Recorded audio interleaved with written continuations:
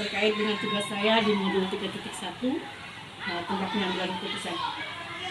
Selamat pagi, Pak. Pagi. Maaf mengganggu waktu di bawah sini, Pak ya.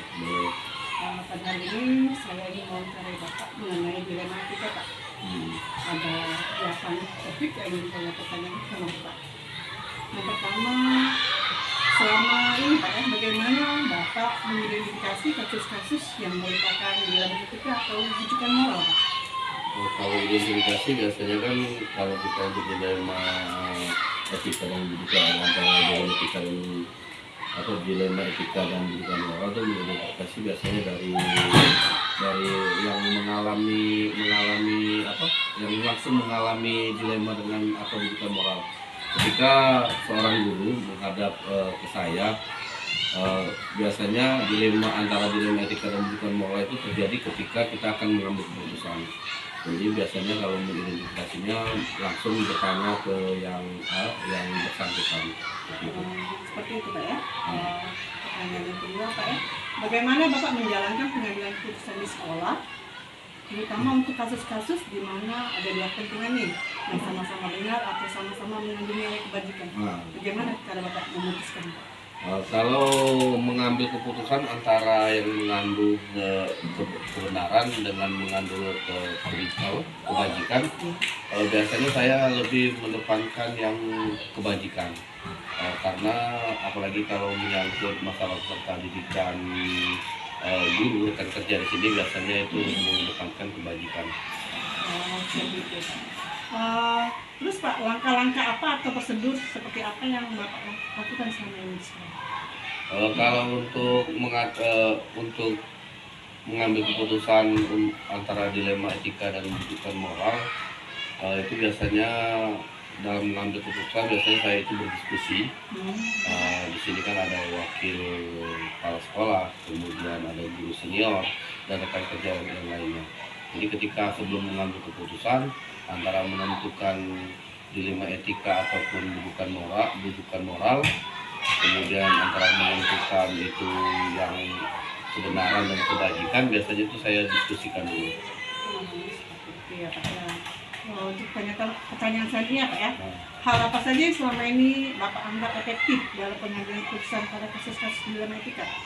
Ketika mengambil keputusan, terutama kita di instansi seperti ini, yang sangat efektif itu melakukan diskusi. Biasanya diskusi dengan wakil kepala sekolah dan guru-guru senior yang lebih berpengalaman.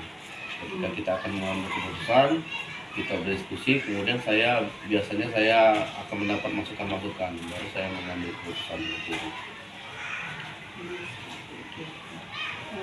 Pertanyaan selanjutnya nih Pak ya, hal apa saja yang selama ini merupakan tantangan bagi Bapak dalam mengambil keputusan? Tantangan sebenarnya untuk mengambil keputusan ini, karena ini namanya dilema etika ya, antara kebenaran dan kebajikan. Di satu sisi kita akan harus menegakkan kebenaran, dari sisi lain kita memikirkan kebajikan bagi guru dan peserta didik. Jadi itu menjadi tantangan, harus mendepankan yang mana. selanjutnya Pak ya.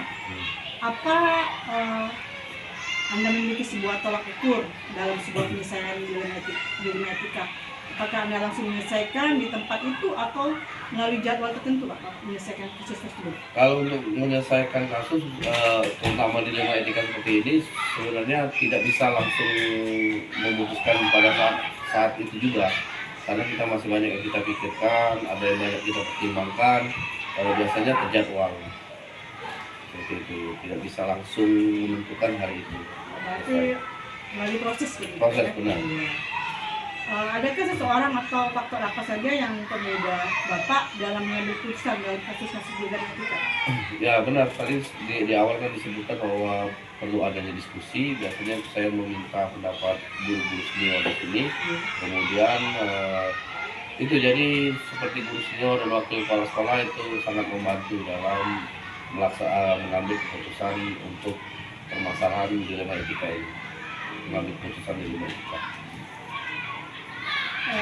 Dari hal yang telah Bapak sampaikan tadi, Pak ya, pembelajaran apa yang dapat Bapak petik dari pengalaman yang sudah Pak lakukan selama ini pada dilema etika? Ya, dalam mengambil keputusan, terutama dilema etika antara kebenaran dan kebajikan, itu tidak bisa kita langsung serta-merta memutuskan hari ini juga. Harus ada diskusi antara guru-guru, rekan kerja untuk mengambil keputusan agar keputusan yang diambil itu tepat, baik itu dalam kebenaran dan kebajikan. Jadi yang lebih tepat. Jadi butuh proses dalam pengambilan keputusan. Itu pelajaran saya ambil. Terima kasih Pak ya, Bapak sudah menjawab pertanyaan saya, memberikan waktunya sebentar kepada saya. Semoga yang Bapak sampaikan ini bisa bermanfaat bagi saya ke depannya. Terima kasih Pak ya. Assalamualaikum warahmatullahi wabarakatuh. Waalaikumsalam warahmatullahi wabarakatuh.